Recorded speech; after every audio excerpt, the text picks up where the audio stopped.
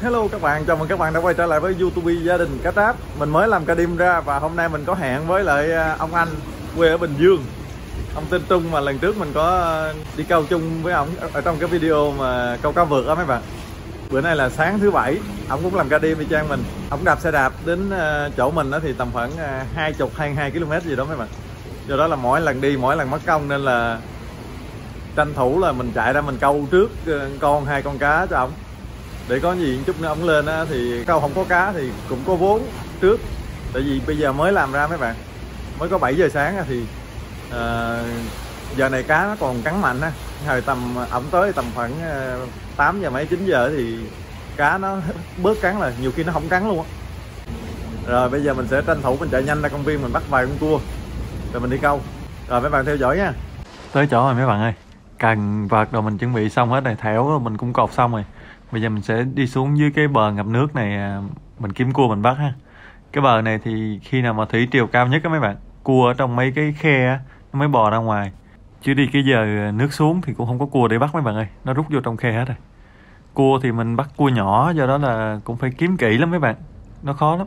Kiếm mấy cái hốc rong rong riêu riêu gì nè mấy bạn. Nè, mình bắt được con này nè. Đây, con này vừa câu luôn. Mấy chỗ rong rong riêu riêu vậy cua hay rút vô trong đây lắm. Toàn là rác không vậy ta. Ngoài chỗ trống không bao giờ có đâu mấy bạn ơi. Trong mấy cái khe nhỏ giống như chỗ này nè. Này mình mới thấy con rút vô đây nè. Còn trong đây nữa mà nó chui sâu quá mấy bạn ơi. Tay mình lớn quá thọt vô không được. Đi kiếm mấy cái chỗ có rác như vậy nè. Cái ghế này nè, nó hay núp ngay mấy cái kẹt này. Để mình đi lại tới trước rồi, ngay chỗ mấy rác nhiều nè. Nè, đồ điện tử đồ ai dục đây tà le hết. Con này hơi bự mấy bạn ơi, không biết câu được không, con này nó quá cỡ rồi. Đây nữa nè.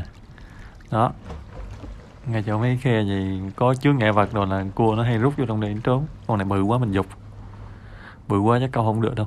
Bắt con tầm bằng ngón tay cái nè, cỡ này nè là câu ok. Được 5 con rồi mấy bạn ơi, đủ câu rồi. Cua thì nó câu nó không có hao mồi giống như vẹm.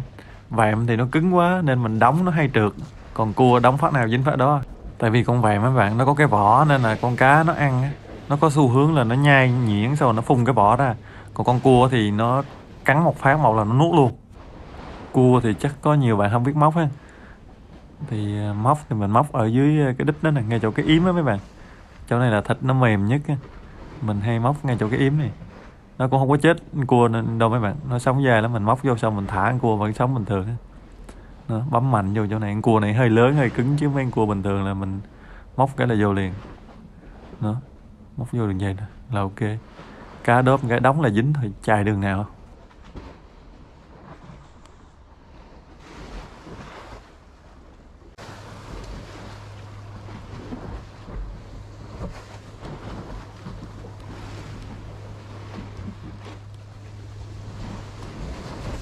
Hôm nay vì là trời nó mưa mấy bạn, cho nên là ở ngoài đây cũng không có ai đi câu hết mấy bạn nhìn nè. Một bờ biển trống lóc, bình thường công viên này sáng sớm về ra không có chỗ câu luôn. Còn bữa nay gần như là có một mình, ở dưới kia còn có 2 người nữa. Biển thì nói chung là hôm nay đẹp ha, nước không trong không đục, vậy là vừa. Câu gần bờ cái nước vậy là được, chứ trong quá thì cá nó thấy mình khó câu lắm. Cua thả nó không có giống như vẹm mấy bạn. Vẹm thả cái là nó tuột theo bờ, nó tuột xuống dưới. Còn con cua gì là nó còn sống á, mình thả gần bờ sống đánh cái văng nó vô bờ là nó bu vô bờ liền. Nên mình không có biết đâu mà lần hết. Nhiều khi cứ tưởng cá ăn mà không phải. Mà đa số câu cua á dính là do là con cá nó lôi nó chạy mấy bạn, chết khi nào mà ăn mà ở một chỗ lắm. Công viên này thì cái mặt bên tay phải mình á, nó là đi trực tiếp ra cái vịnh Osaka mấy bạn, nó không có bờ chắn sóng, không có gì hết á. Do đó là gió đầu mạnh á, là nó bị ảnh hưởng trực tiếp luôn. Nên là những cái ngày gió mạnh câu ở công viên này nó chua lắm, sóng đánh mạnh lắm, đánh ướt người luôn. Hôm nay trời âm u mấy bạn, câu nó mát mẻ dễ chịu, mấy ngày nắng câu mệt lắm.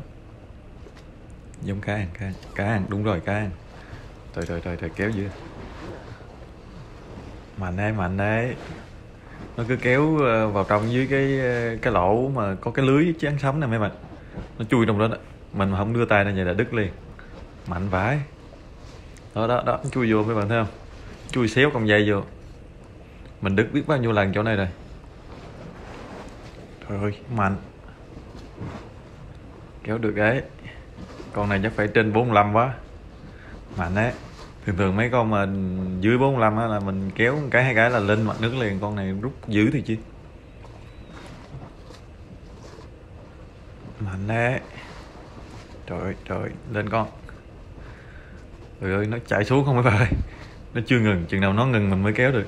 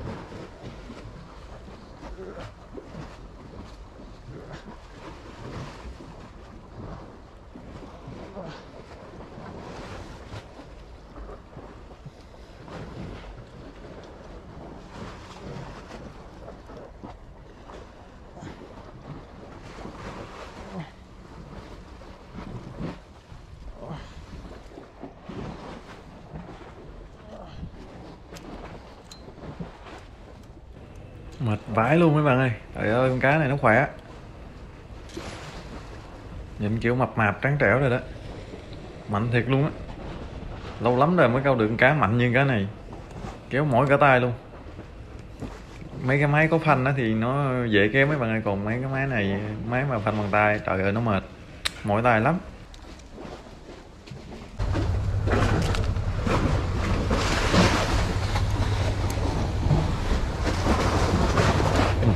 Bé nhầy cái thẻo luôn nè.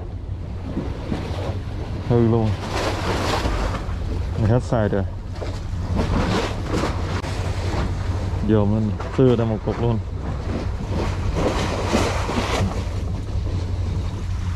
Kéo vô trong đá.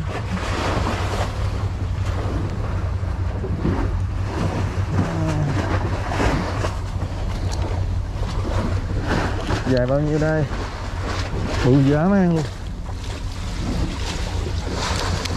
Dài nhiều. Mặt thù lù luôn. 46 cm. 46 cm. Nặng bao nhiêu đây? Dạ. Con này có vẻ nặng đấy. 1,87 kg.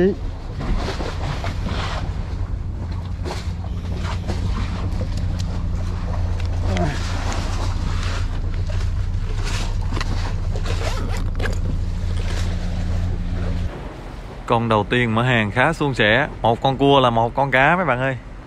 Không biết tình hình này có tiếp tục không. Con cua thứ hai không biết sao đây.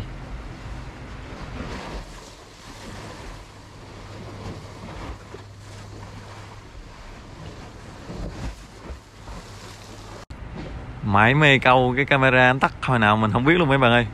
Bây giờ mình làm chuyến làm ăn lớn ở trong cái hàng rào này.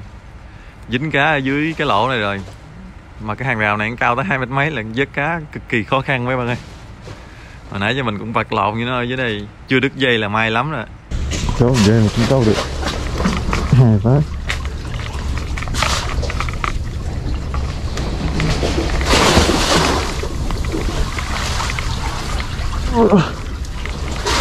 Nặng quá.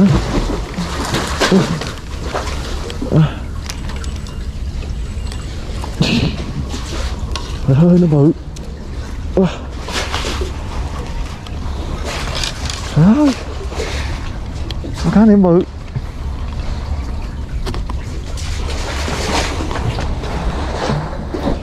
Bự hơn hẳn con kia luôn. Nhìn sao cái lỗ vậy mà cũng chui vô trong đây nữa.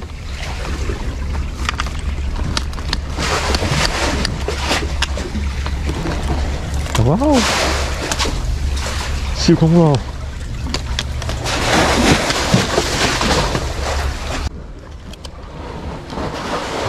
Tính dục vô cái lỗ đó chơi thôi, dục phát một. Dục vô nó quất luôn đó bà. Con này bự. Con này phải trên 50.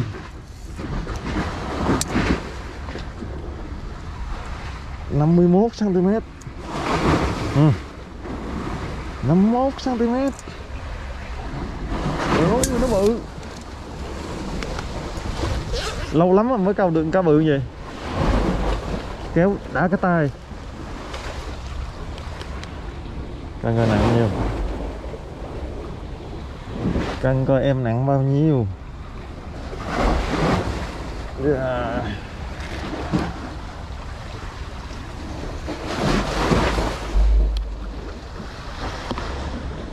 2,28 kg.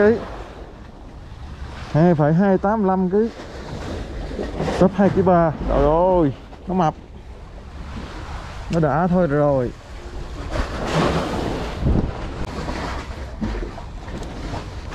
Xảy cái này là tiếc lắm á.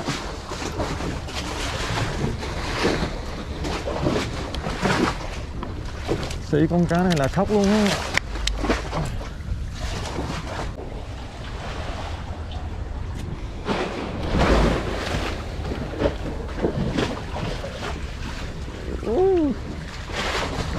Sông đánh tróc vẫy hết rồi.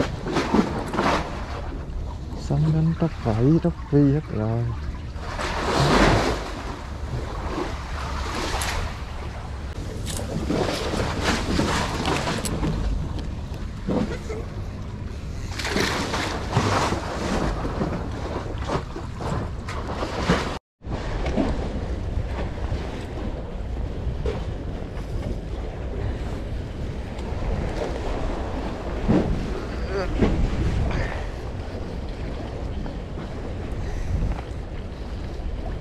Chạy đâu cho thoát. Dây số 2, dây số 3 chạy đâu cho thoát. Gì hả? Gãy hả? Anh rút ra luôn hả? Đừng có rút mà anh để nó tự tuột ra được rồi. Đây. Anh Trung nhìn nè. Em nói với anh Trung là không có sai đâu.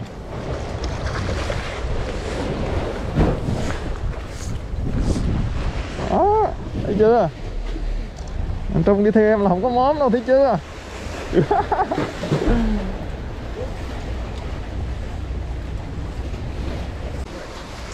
Dùng hết vô luôn hả? Yeah. Không gỡ móc ra hả? Gỡ móc vậy? Bỏ vô gỡ móc ra. Đâu kia thả chứ.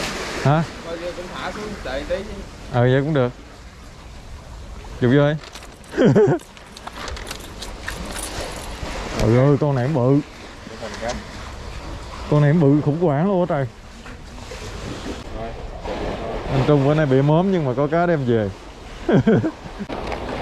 Anh Trung bữa nay lần thứ mấy móm anh Trung? Thứ 2. Câu đây nè, lần thứ mấy nhớ kỹ coi. Thứ 2. Bữa trước là có tính là móm không ta? Bữa nào?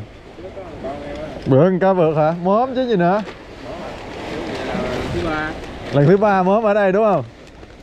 Anh Trung có thấy phát biểu cảm nghĩ rồi cái cá dễ ăn không? Rồi mà Không có dễ câu không á? cá ở biển nó khó câu á. Có nhiều người nói là ở Nhật rồi đi cái lấy cần câu móc mồi dục xuống rồi dính. Đâu có dễ ăn dữ hả anh Trung? Cá ở đây nó muốn đi đâu nó đi mà. Với lại ở đây người ta câu nhiều á nên nó ăn no hả? Mồi. Ăn mồi no hả? Thì lờn mồi. Lần mồi. Lần mồi mà ông kia sáng sớm câu 9 con. Ông câu mồi giả luôn bằng cục cao su mà dính 9 con. 9 con trời, dã man. Nhiều khi mồi cái ai đó ăn nó bị lờn. Ơi. Nói vậy. Hiểu cái này sao câu rồi. Nói tại là bây giờ nó chưa ngay mùa. Anh hiểu không? Cái con này nó bự lên tí nữa bằng ngón tay cái á, là anh máng vô một buổi sáng anh phải câu 10 con. Giờ em với anh đi làm cầu đăng cái cầu đăng năm rồi á, là giờ này nè là em lên cá rồi đó. Bây giờ mình với anh Trung đi lại cây cầu mà hồi sáng mình ra coi thử á mấy bạn. câu thử bên đó coi cá có ăn không. Bên đây cá ăn nhiêu đây là đủ vốn rồi, ăn cũng tương đối mạnh đó mấy bạn. Video hôm nay mình xin kết thúc ở đây nha. Cảm ơn các bạn đã theo dõi video. Nếu thấy video hay nhớ bấm like và đăng ký kênh giúp mình nha.